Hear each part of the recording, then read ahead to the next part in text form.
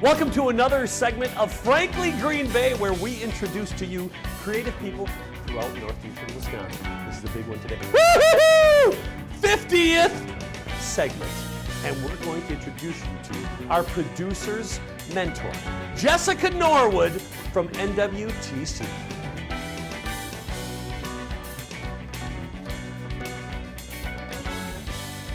And welcome to an episode of Frankly Green Bay and our producer's mentor, Nate Reamer. His mentor is here today, Jessica Norwood. I wanted to give this to you. This is our 50th thanks. episode. We had that professionally made just for you. This is spectacular. I know.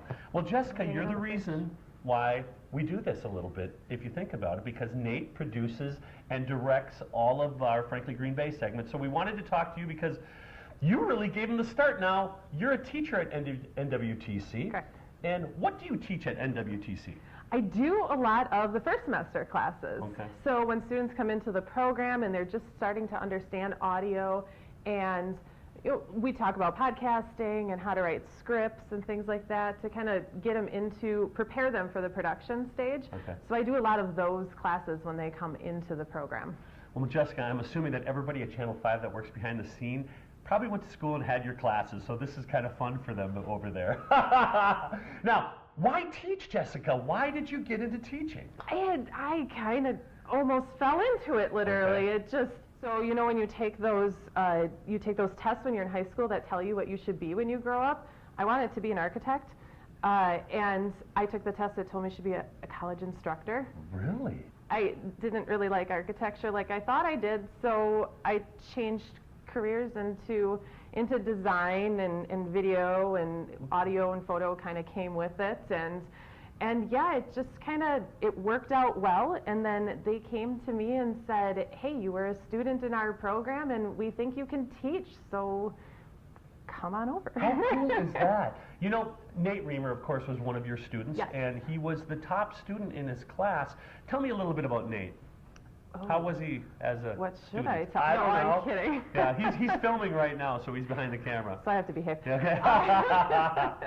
No, Nate was fantastic. He came in and he had a mission.